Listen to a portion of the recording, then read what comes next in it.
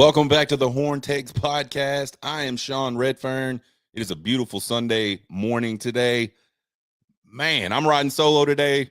Michelle's got a sick little one, so everybody send out your good thoughts for Michelle and her little baby girl. Not feeling well all weekend, but man, oh man, what a football game that was yesterday. I don't know that I've ever had that many emotional ups and downs in a single football game in my life. There were points in that game where I was 100% sure we were losing. There were points in that game where I was 100% sure we were going to win. And then pretty much everything in between. Texas fans, I've been a Texas fan for, I can't remember when I could remember. I'm 48 years old. So my whole life I've been a Texas fan. And I just can't remember a game like that. Not quite like that. Jump in the chat. Let us know your thoughts. Riding solo, I could sure use your help this morning. Jump in the chat. Leave us some comments. Leave us some questions. We're going to do our 10 thoughts. Before we do that, let's go back to Wednesday when we talked 3 keys for this game. Actually, it was Thursday night this week. We'll be back on schedule Wednesday, 7 o'clock Central Time, and I hope Michelle will be able to join us then. Might even have Occupy Left Field, Mark Pena, on as well. I know he's been having some scheduling conflicts, but I know he sure is wound up about this team the same way I am. So let's go back to the keys. Key number 1 for me is you got to figure out a way to run the football. We just haven't been able to do it. We did it a little bit against Oklahoma. I think in that second half, that's what was able to help us. Obviously the Ryan Niblett punt for a touchdown, but offensively, being able to run the ball a little bit is what I feel like helped us in that game. So I thought going into this one, you're going into Starkville, the Cowbells, you knew that fan base was going to be fired up. So I thought, man, we have got to run the football. We absolutely could not run the football. And then it got to the point where you're just so far behind.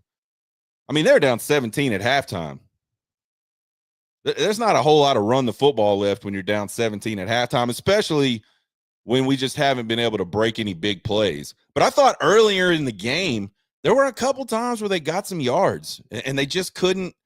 They wouldn't stick with it and wouldn't keep moving forward. And I think that's frustrating. But key number 1, they didn't have to do, and they still figured out how to win the game. Key number 2, I said Arch has to make throws. And Arch made throws. Arch, we'll talk about it later in 10 thoughts, but that was a very impressive performance to me by an Arch Manning, a kid that last week was the first time myself has had much negative to say about Arch. And it wasn't, I thought he should be benched or anything crazy like that. It was just, man, that was a bad game. He missed some guys. He absolutely made throws. We said he didn't even need to make crazy throws. I think he made some crazy throws in this game. So we're 1 for 2 rather. Going into the third key, I said the defense cannot afford a letdown like we saw in Gainesville. And honestly, the defense had a letdown like we saw in Gainesville. The only difference was the Ryan Niblett punt return touchdown. And I think the offense a little bit more mature to handle those types of situations a few games further into the season. I had Texas winning this one 20-18. I was way off. Holy crap, was I off? I think everybody kind of thought low-scoring game. Most of the predictions I saw said low-scoring game. Ended up being a shootout, and it's good. We said a lot last year about this Texas team. Them being able to win in so many different ways is a big positive. You got to be able to win a close, low-scoring game. You got to be able to win a shootout. You got to be able to put points up on the board quickly and keep playing to win a blowout. Those are all things that I feel like championship teams have to be able to do because you're going to see all those types of games throughout a individual college football season. So let's jump into 10 thoughts now. We looked back to Thursday. We thought what Texas had to do. Now let's talk about what we saw. And we're getting some comments rolling in. I appreciate it. You guys jump in, tell your friends.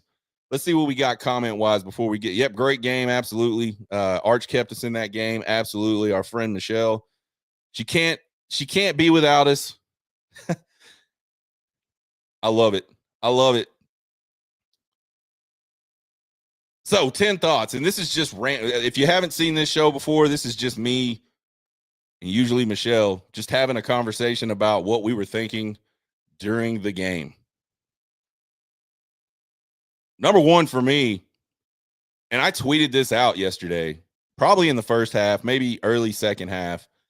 Arch Manning will be in a body cast at the end of this game if Flood can't get it figured out. I have never seen a Texas offensive line leak pressure right up the middle like this Texas offensive line does. It is absolutely unbelievable. And I don't know. Listen, the last time I played football, 27 years ago, probably. I'm probably screwing up. Yeah, about 27 years ago. 27, 28 years ago, the last time I played football.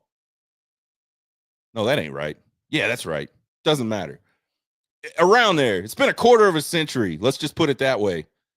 Man, when I played, you blocked from the inside out. And I am okay with the idea that things have changed. Football has probably gotten a little more complicated, even at the collegiate level, than when I played.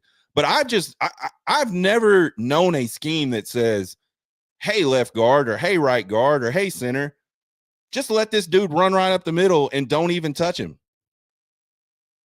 I don't know that exists. So to me, like, Kyle Flood has to get these guys better in the mental game, or Arch is going to get destroyed. Like, I mean, I know he's a tough kid. If you've watched the last two games of Texas football and you still question Arch Manning's toughness, there's nothing going to make you happy.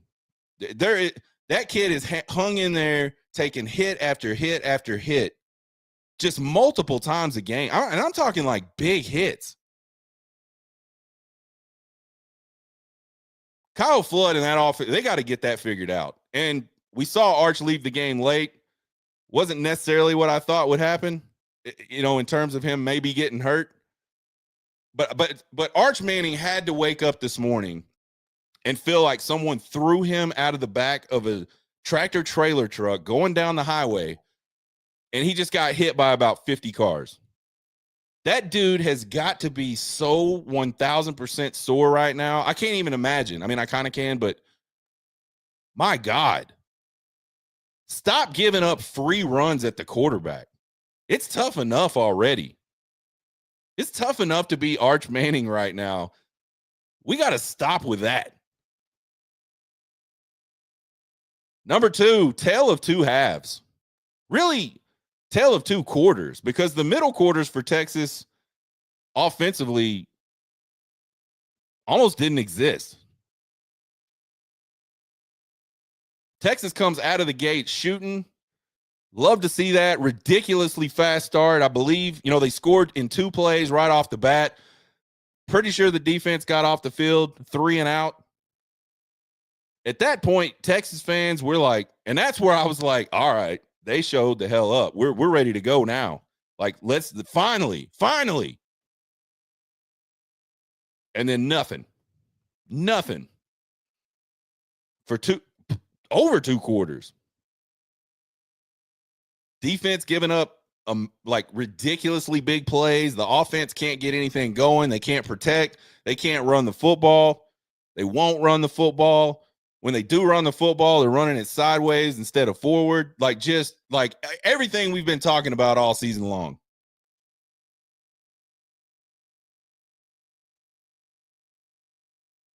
And then all of a sudden in the fourth quarter, I don't know what the hell happened.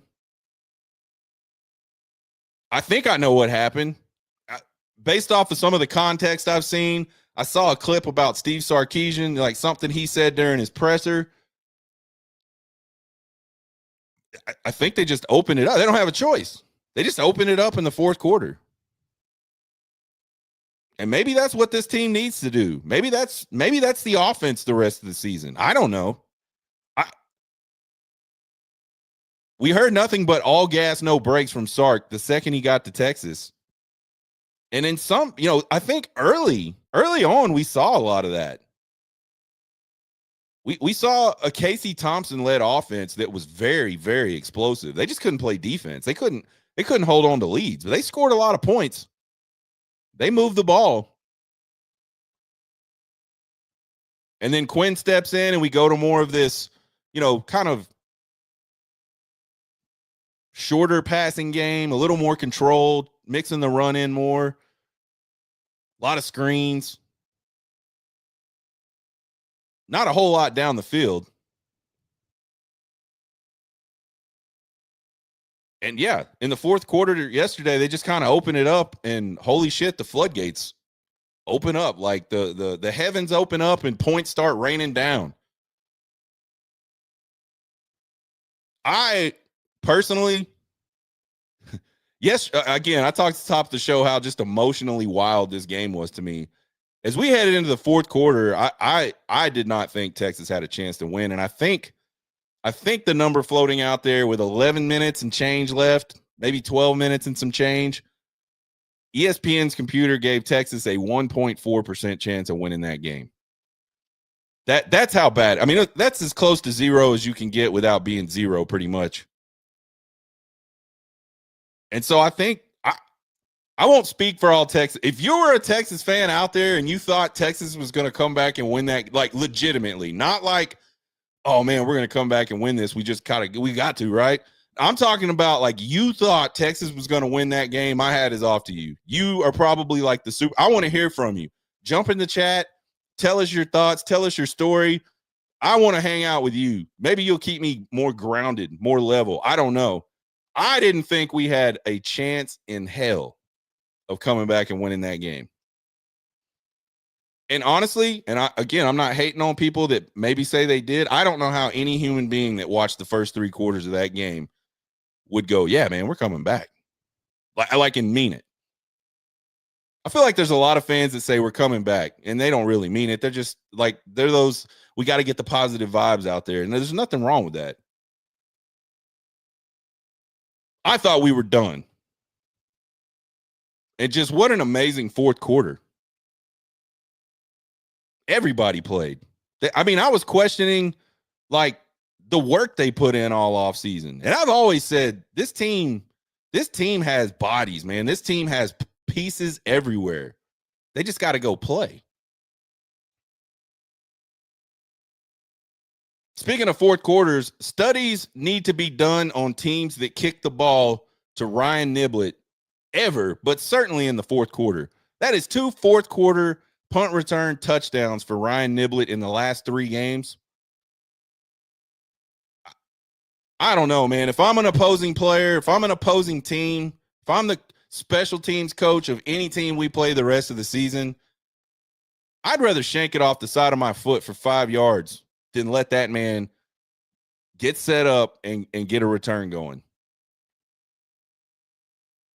Ryan Niblett has got to be 100% the MVP of this Texas football team through what, 8 games? Has to be. That dude has won Texas arguably, and I know every play counts, don't get me wrong. He has come up so big in key moments the last 3 weeks. 4 huge punt returns, 2 for touchdown, 1 down inside the 5. Another one pretty long that set Texas up and got points off of it against Kentucky. Like, man, kudos to Ryan Niblett. I heard, and you hear stuff all the time, I heard he was real close to leaving the Texas football program this year. And he had a conversation with Sark, and Sark says, man, I want you to return punts for us. I don't know if that's true. Just kudos to him anyway. He's a guy that came out of high school that a lot of people expected a lot of things from because he had a ton of speed. And it just hasn't quite worked out for him at wide receiver. He's played running back. He has played some wide receiver some.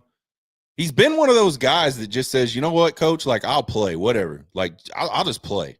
And you got to love that. You got to love those guys. I just want to play, coach. I don't care where it is. in a world of guys that want specific numbers and want specific positions and want specific promises about playing time, you got to love a guy like Ryan Niblett that just shows up, hasn't had probably, I mean, I would say he probably feels like his career up into this season at Texas has been disappointing. Man, he has just absolutely, man, he saved the season. I'll just put it that way. So far, that dude has saved our season. Number 4, have these games not been exciting? I was talking about this, man, I think it was like last year I was talking about this on the show. About how when the team gets so good, and we saw this back in like 2005 through 2009, kind of that time frame, the teams were so good at Texas that the games just almost weren't fun. Like even when you won, like that's just what you expected. We expected to go to Darrell K. Royal on a Saturday night, Saturday afternoon, and just pound the piss out of somebody.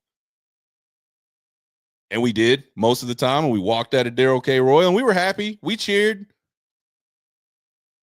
But I always kind of envied what some of these other programs have where they're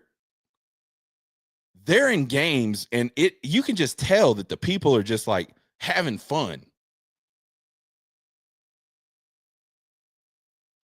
The games have been fun this year. They've been exciting. You cannot say that.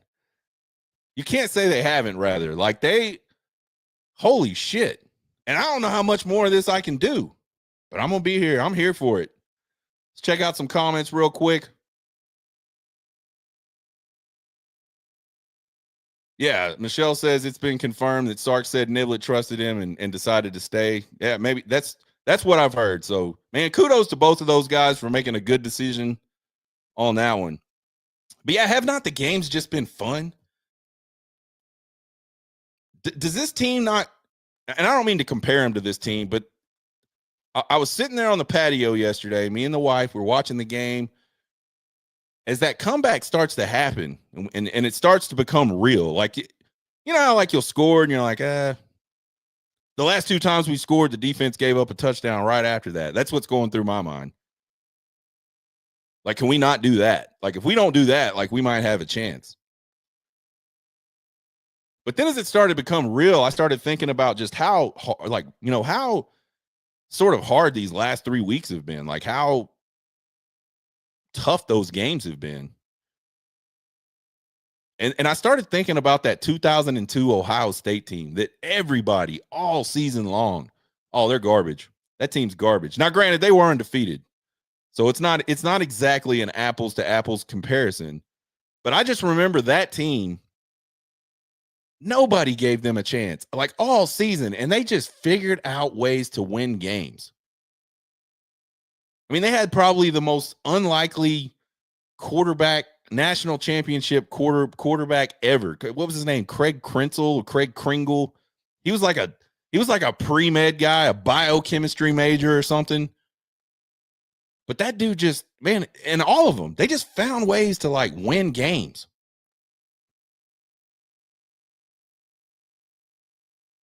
I mean, 4 more games, everything's on the plate. Let's see what happens. I mean, this is going to be an interesting finish, I think. And by the way, I tweeted out last weekend, games I am no longer confident in. And when I say confident, I mean like confident we're going to win. I tweeted every last game that was left on the schedule. If I'd have tweeted that out right now, it'd be the same thing. Like we'll talk about this later. We'll talk about what's coming up next. But number 5, what in the world did Neto Umeozulu do? What did he do? What happened? I want to know the story there. We saw him earlier in the season. It looked like him and Connor Stroh were kind of in a, you know, during the season battle to see who was going to lock down that left guard position. And I noticed, and I think a lot of people noticed, that when Neto was in the game, like the running game went a lot better. And then all of a sudden he disappears. And I mean, I'm sitting there yesterday watching that game. Our starting center is out. Nick Brooks gets hurt. No, DJ Campbell gets hurt. They bring in Connor Stroh to right guard. Like, if all of that stuff is going on, and then it looked like later on in the game, Stroh went back to over to left guard because Nick Brooks was having such a tough time. We're just rotating that interior out like crazy. And no Neto. Not even a play. I don't think he played. If he did, I didn't notice it. What's the story there? I mean, he was one of the, correct me if I'm wrong, I feel like he was one of the higher rated offensive linemen this season when he played. And I, the story coming out of the team, the story from the coaches is he's just not consistent. Like, he's not doing what he's supposed to be doing. Man, I have a hard time believing that. And again, I'm not bashing any of these guys. I'm just like, we're just keeping it real. I have a hard time believing that Nick Brooks has been doing what he's supposed to be doing from an assignment perspective. I mean, that dude's that, I don't know what it is this week. I can't wait till CJ Vogel tweets it out. His pass protection ratings have been bad. PFF ratings. And I don't put like 1,000,000% stock in that, but I think it does. I mean, it's a comparison. And you see guys way up here, and then you see him way down here, and you just like, you can just go, okay, that's a comparison. That's bad. What did Neto do to like just get in the doghouse and just be completely no longer a part of this offensive line, especially on the road when you want to try to run the ball? You got injuries in the interior. It's wild to me. Man, that game yesterday, this is number 6. That game yesterday might have been the most uncomplimentary game in the Steve Sarkisian era at Texas. Like, when they blocked, we missed throws. When we made throws, they dropped it. When guys were wide open, we didn't block anybody. When the offense scored, the defense let the Mississippi State Bulldogs go right down the field and score. It was the most wild string of like, what the hell could happen next events I think I've ever seen in my life. And a lot of this is probably hyperbole. That's what 10 Thoughts is about. It's just wild.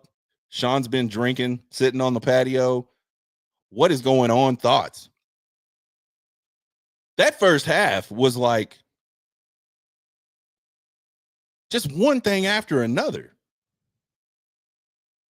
We were like inventing ways to like not be successful on a football field.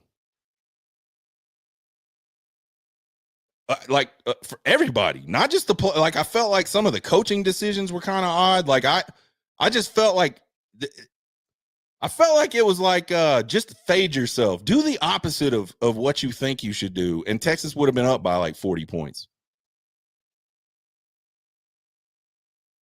They got to fix that for sure. Football is hard enough when like, I mean, it's hard. It's hard when like people are doing their job. It's hard when you call the right plays, you execute. The offensive line blocks, the quarterback sees the defense correctly, delivers a ball that's catchable. It's hard. I mean, like all of that stuff, all going right at the same time, I think is a lot harder than most people think. But man, we made an MOS out of that.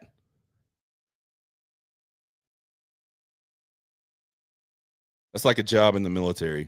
It's just a saying. Probably shouldn't have said it. Most of y'all won't get it. Some of y'all might. Our veterans, jump in. Tell us where you served, who you served with, all that good stuff. I love the veterans. So yeah, the uncomplimentary football, especially in the first half of that game, really, again, till the fourth quarter, insane to me. That leads me to thought number 7, which is all the goals for this team. As up and down as this season has been, as wild as those last 2 games were, as like emotionally low as I'm sure most fans and the team and like just everything surrounding this program has been. Everything's there still for the taking, and that is crazy to me. I think though they got to figure out a way to get something going on the ground. I mean, I look at these next 4 games and I watched Vanderbilt. I've watched Vanderbilt a few times this year. I've seen Georgia a couple times this year. I've seen A&M a couple times this year. I watched all of that game last night. Not to take anything away from Kentucky, Mississippi State, Oklahoma, Florida, not to take anything away from those teams because I think there's some good players on those teams, but I think these next 4 games, and you can definitely pull Arkansas out of that. This next statement, the defenses on those teams really, really good. Like just a different level. And you might be able to pull Georgia out on the defense part too, but man, their offense is playing really well. Like Gunnar Stockton's got that offense clicking.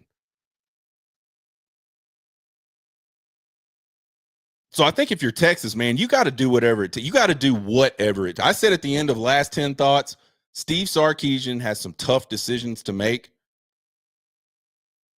Read into that what you will. Like they got to figure something out. The offensive line is just not making space.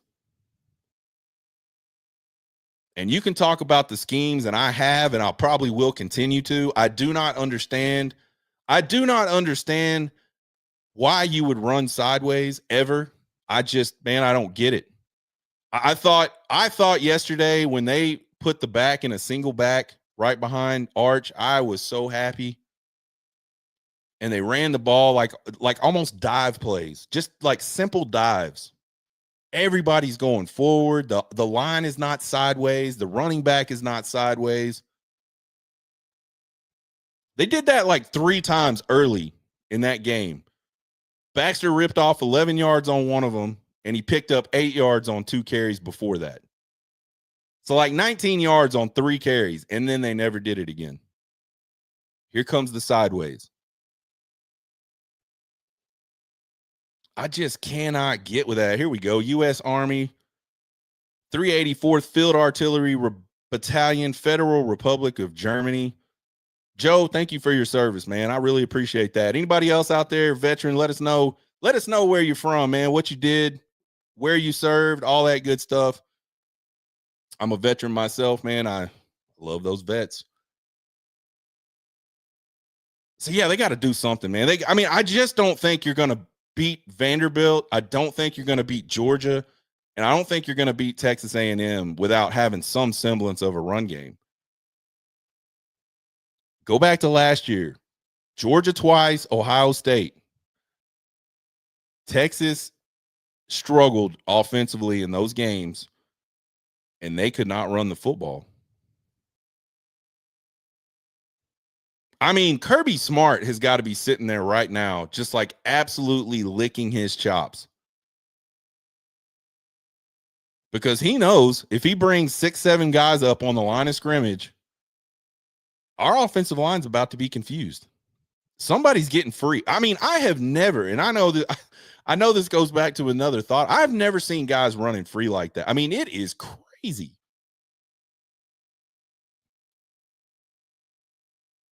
Arch Manning is a tough son of a bitch. That's all I got to say. But running game, they got to, I don't know that it's got to be, I just think it's got to be sprinkled in at this point. It'll be really interesting to see how Sark handles the offense going forward. Because again, in that fourth quarter yesterday, they had to just cut it loose. And it worked. And I don't know what happened. Maybe Kyle Flood got it figured out. I don't know. For the most part, the pass pro was pretty damn good in the fourth quarter yesterday. And it all starts up front, man. It's got to go from the front to everybody else. The offense, it doesn't matter what you're calling if you can't block a soul. But I think you can help both Arch Manning. You can help that offensive line. You can get guys in better positions to get open and catch passes if you can run the ball.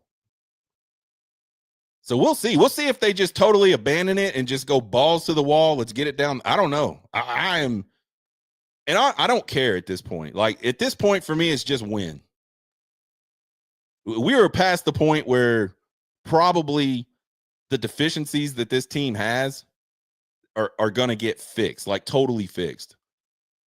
And so maybe we are just going to be Texas Tech the rest of the season. I don't know, man. As long as the team keeps winning, it'll just have to be what it is. Number 8.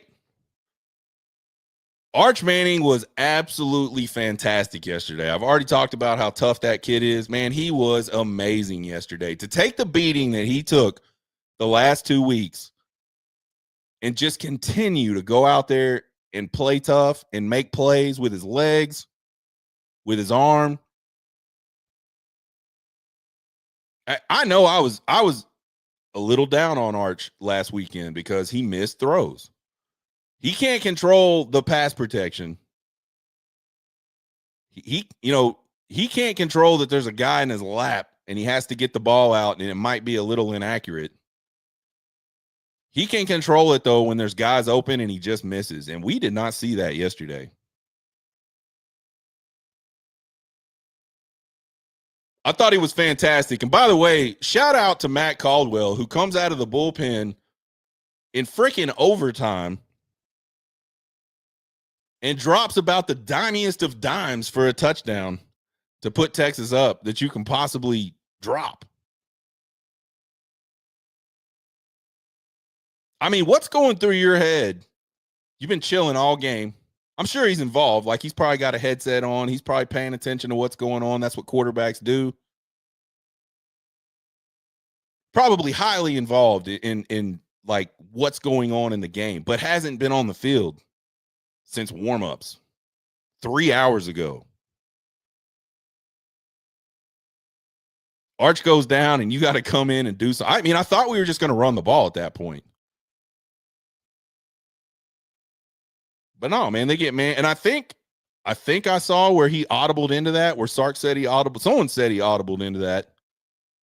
Saw the man coverage, audibled into that play and threw the fade. And man, that pass was like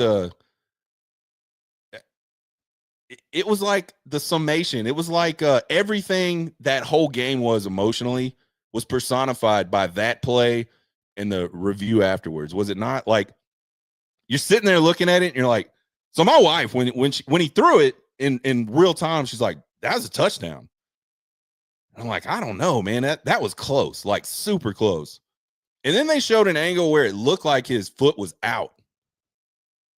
It was like some weird angle, and it looked like he didn't even get his foot down. And then they showed another angle where his foot's clearly down. But then the question becomes, did he have it in his hands? And my God, I told my wife, I was like, if they would have called that not a touchdown, I don't even think I could have been mad. I don't think it gets any closer than what that catch was. Either way. And I know that some of the Mississippi State fans are pissed. There would have been Texas fans that were pissed if it got overturned. Man. Or not overturned, upheld, because I think they called it incomplete on the field. Yeah, to me, though, that was like just like the perfect dust jacket blurb of that game was that throw, that catch, that review. Wow. We're talking Texas football. We're doing 10 thoughts. Thanks for joining us today. Jump in the chat. Give us your comments. Give us, your questions, whatever. Here we go. Somebody, Badass Buckeye says he's surprised they gave him the touchdown. He had it in his hand a millisecond. Yeah, I mean, like I said, I would have hated to be that officiating crew and having to look at that and having to figure out if I thought that was a touchdown or not. Especially, again, I'm pretty sure they called it incomplete on the field. Super close play.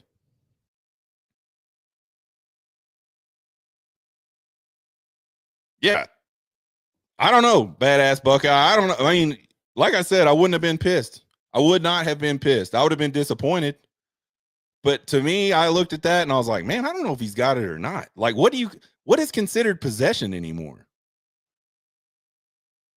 I don't know what happened in football, but like we got off the rails on what a catch is at some point. What was it like? Maybe a decade ago? Like just the science of the catch just freaking went nuts to the point where like I don't even know what's a catch anymore. Honestly, I don't think anybody does.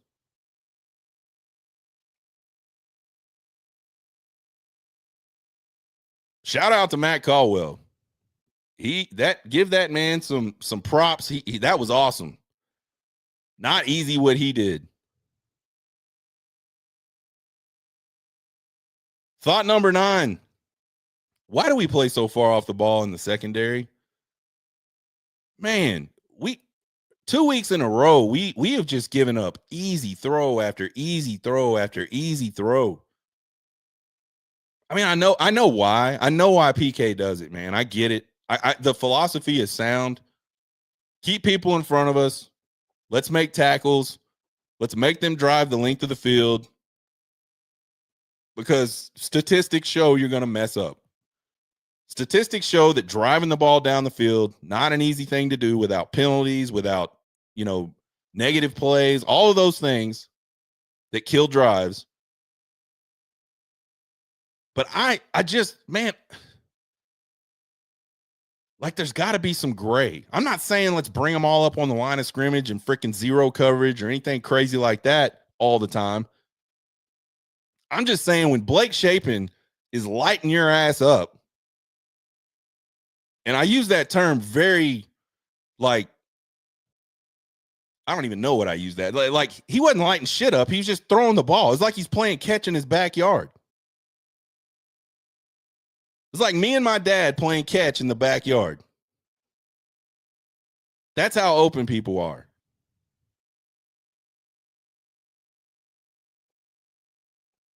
Man, it's frustrating. It's frustrating when it's 3rd and 3 and you look up on the screen and every single cornerback is 6 yards deep. It's 3rd and 3.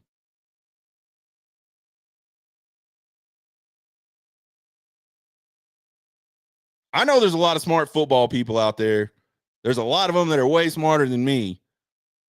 But that just seems crazy to me.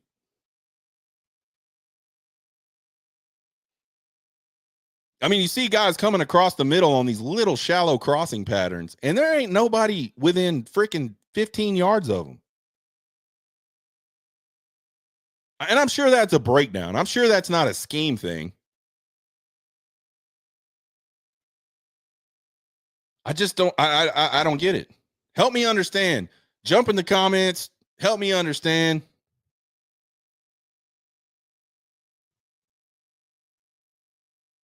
Yeah, here's another. Let's see. Texas hook 'em. One big play was Sark's decision to kick a field goal with just over 3 minutes left in the game rather than go for it on 4th down. Hey, I've been dogging Sark all season about needing to grow up. Like you can't just because a freaking stat guy told you that, hey, you should go for it here, doesn't mean you should always go for it. We saw Lane Kiffin do the same shit yesterday on the road, up 12, inside his own 25-yard line on 4th and 3, I think it was. Lane Kiffin goes for it. Turns the ball over. Not only turns the ball over, but turns the ball over backwards to Oklahoma. Got them back in that game. It's like these guys almost just aren't paying attention to what's actually happening during the game sometimes, and they're just like they're on cruise control. It's almost like you can let a computer call the plays. And that's a gross over exaggeration of probably what's happening. But I'm tired of analytics. Like I'm sick of it. And I know it's like big money. Take points. When you get a chance to take points, take points. If you're inside your 20-yard line, 25-yard line, kick the damn ball away. You're up by 12. What in the hell? What, like, I don't even know what was going through that dude's head.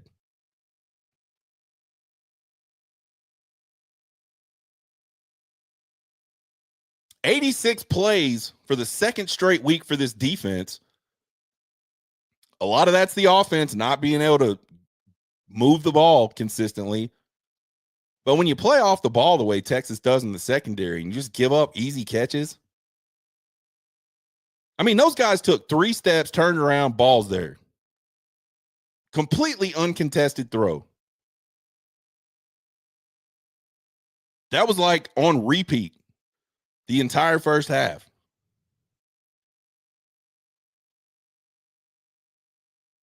Can the Texas defense keep playing 90 plays a game over the next 4 weeks and not break down? I don't know. I don't think so. I mean, we'll see. Thought number 10, the talent on this team, just absolutely amazing. I mean, you can see it. You see it in like the fourth quarter comeback. But man, something's just off. Like something is not clicking with this team. They go into these lulls where like they either can't get out of their own way or they just don't produce. It makes no sense. It makes no sense that defense gave up that many big plays against Mississippi State. It makes no sense that they gave up that many points against Mississippi State.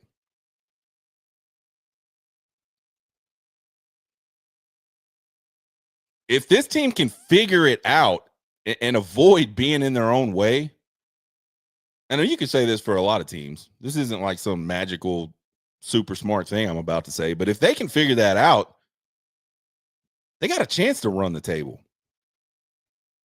Because I think roster-wise, there's probably not a better roster in college football than this roster. Defensively, for sure. I think there's some problems on the O-line. But outside of that, there's not a lot of guys on other teams that I would go, yep, that's my guy. He's better than our guy.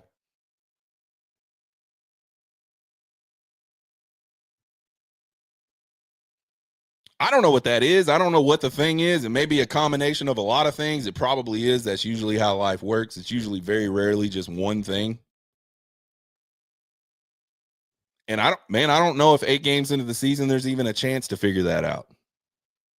At some point, you almost just got to go, this is our team. This is what the team's going to be. So for me, looking ahead, I think specifically going into this Vandy game, which Vandy, by the way, absolutely frightens me. I don't want to see any Texas fans thumping their chest about how we're going to beat the crap out of Vandy or anything crazy like that this week. We may win. We may beat Vandy, and I think they're a favorite. And going to favorites, like, I'm not sure there's a game Texas won't be favored in the rest of the season, which is crazy. I mean, if you look right now, and I haven't, but I bet you if you've got a book that looks out into the future, I bet you Texas is favored in every single game the rest of this season. So we may beat Vandy, but that game is not going to be easy.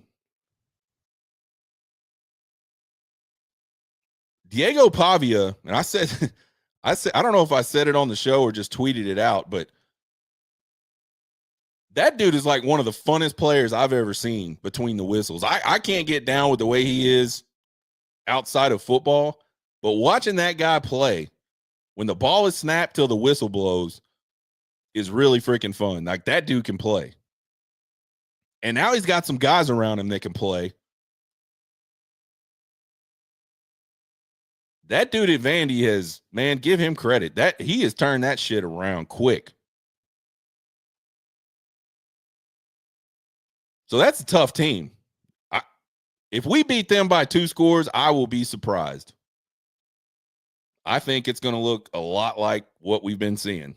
It's going to have to be ugly. It's going to have to be close. But going forward, again, specifically this, how healthy is Arch Manning? I'm not a doctor. I don't even know. I have not looked at any. The only thing I've seen is what I've seen on Twitter, just little blurbs about anything about this game from a press conference perspective or stat perspective. I have not looked at any of that stuff myself. He sure looked like he got a concussion to me. His head bounced off the ground. He got hit in the back of the head, then the front of his head. I mean, to me, that looked textbook. He's woozy. I think the sideline reporter even said he looked woozy going into the tent.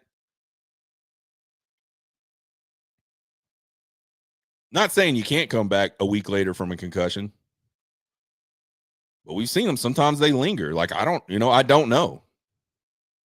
Nobody does, probably. Everybody reacts differently to treatment and all those things. So that'll be interesting. When you do get a concussion, man, you're way more likely to get another concussion.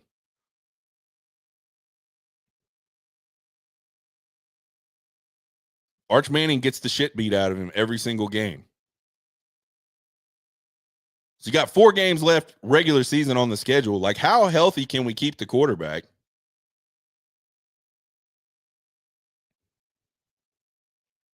I look at the schedule going out. Man, the gimmies are done. I mean, we just played the gimmies. Honestly, you look at our schedule preseason, the gimmies are gone. And they weren't gimmies. This Texas team had to fight its ass off to win both those games. And there's something solid to be said about that. I'm not complaining about that. I think I said it at the top of the show. You got to be able to win a bunch of different ways. And this team has certainly proven that it can win an ugly, close game on the road. And hell, they damn near did it in Florida. They almost came back against Florida.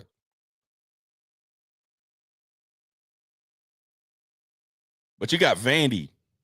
You got Georgia. Believe they go on a bye week after that. You got Arkansas, who defensively is not good, but offensively pretty dangerous. Like, Green is a guy, to me, that if he has a game, it could be a problem. I think he's that talented. Now, last year they went into Fayetteville and just completely smothered him. And I think they have the bodies and the scheme and they have everything to do that again. But you got to go execute it. And then Texas A&M, they look really good. That's probably going to piss a lot of Texas fans off. I know there's going to be Texas fans out there. I mean, there's still Texas fans saying we're going to blow A&M. Like, I don't know. I don't know how you come to that conclusion. It may happen, but I haven't seen anything this year that makes me go, that Texas A&M team is not tough, and that game's going to be easy. It's a rivalry game. There's a good chance they're going to be, they're probably going to be the number 2 team in the country, number 3. So they're going to be in the top 5. There's a chance they could be as high as 1 or 2 going into that game. Which, again, doesn't mean shit for what's going on the field. I get that. Those are 4 tough games to me. One of them on the road at Georgia.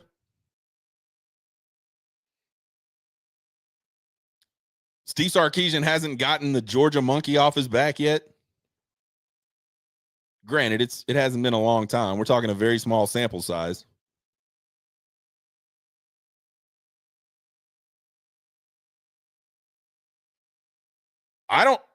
Look at that schedule and go, hey, we have to win every single game the rest of the way to be in playoff contention. They drop another game, it's over. My opinion. I could be wrong. Pretty sure it's over. On the flip side of that coin, though, you win those 4 games,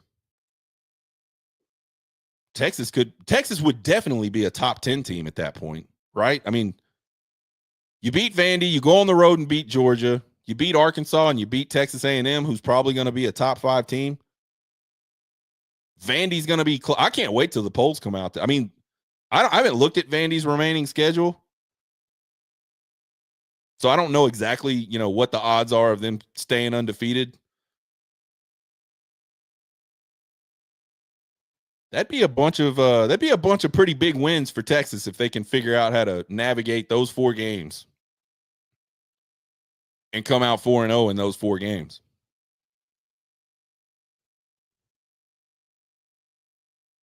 Said earlier, the games are fun again. I think they're just going to get funner and fun. I mean, nobody likes to lose, right? But I bet you a lot of those games are going to be exciting games.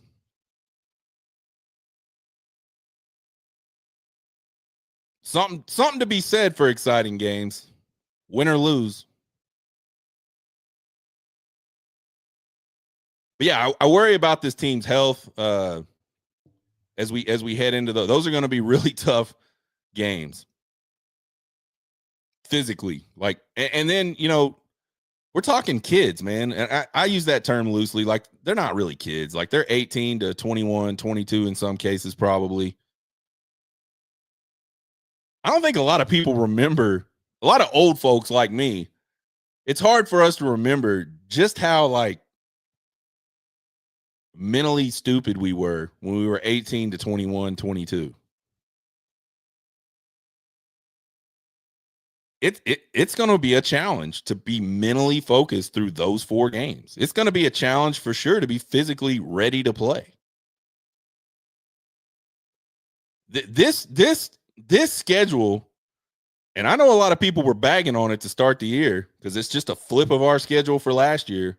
That was the easiest SEC schedule ever, according to the experts on Twitter.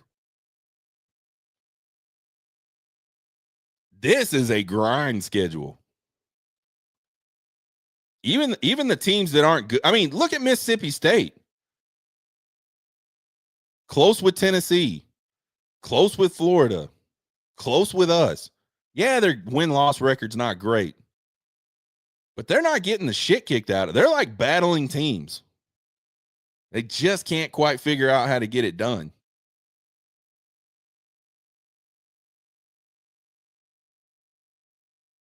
Vandy has, Georgia has, Texas A&M has. Arkansas, to me, a little bit of the outlier, but that offense, man, I think that their offense is, to me, like what I felt like our defense would be this year, which is they'll keep them in every single game. Like, they can score some points. I think the good side of that is we've got 3 of those 4 at home, which we desperately need. You talk about the mental side of football. Like, they had to go on. Like, Texas has not played a game in Darrell K. Royal since September. That's wild. That's hard. So that's 10 thoughts from the Mississippi State game, guys. Thanks for joining us today. Thanks for your comments. Thank you to all the veterans out there. We mentioned veterans today. We don't do that enough. Appreciate you guys' service. That goes for like first responder type folks as well, nurses, EMTs, police officers, firefighters. All you guys do a lot of great stuff for our country. I appreciate it. Hope everybody else there appreciates it. Thanks for joining today. Check us out on Twitter at Horn Takes. Check us out over at the YouTube channel. Check out our girl, Michelle Lynn, with 3 N's with a 94 at the end of it on Twitter. She does a really good job with the videos. I'm fixing to start just sending her some videos and letting her chop them up and make them cool because she's really good at that. Thanks for joining on a Sunday morning. You guys have a good rest of the weekend. Woo! My heart can't take no more. You guys have a good one. Get hooked.